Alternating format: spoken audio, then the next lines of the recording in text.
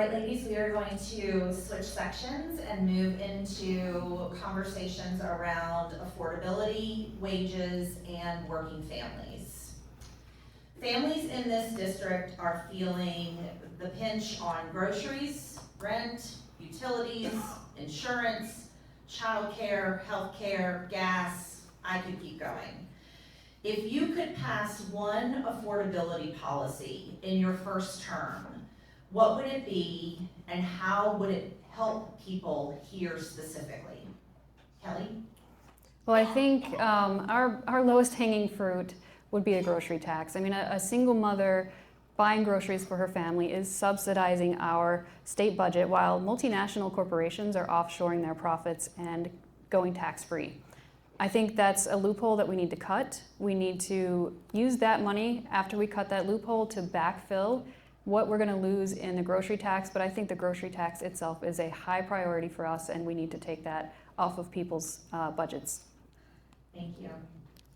That's my answer too. I think the first thing to do is to cut the grocery tax and make our big businesses like the AI centers near Memphis pay their fair share.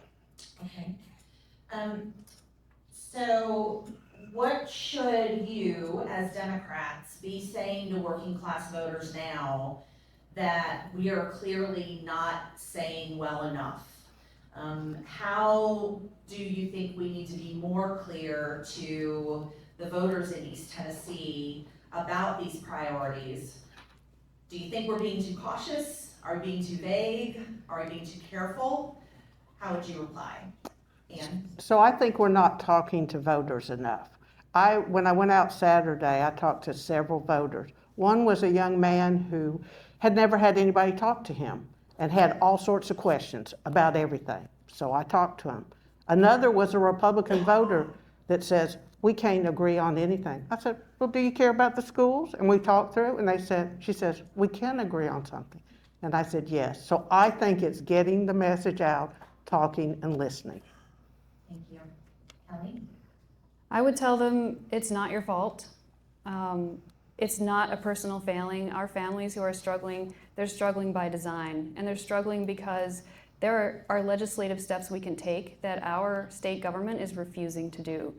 So I think we need to reach out to them and say that we see them, that they're not struggling alone, that we understand what's going on, and that the 15-year Republican supermajority and majority have left us where we are, and that their policies, their promises, they haven't worked. So we need to take a new approach. We've got plans that will work. It can bring them relief. They just need to trust us and elect us into office. Thank you.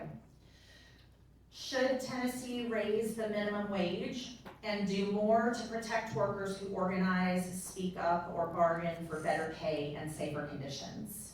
Kelly? Absolutely. That is one of the very most fundamental parts of my platform. I absolutely believe we need to raise the minimum wage. It has been stuck at the same level, which is $7.25, since 2009. That is far too long, but we can't effectively just raise it immediately. It will get shut down. It has been shut down. So I think our approach has to be practical.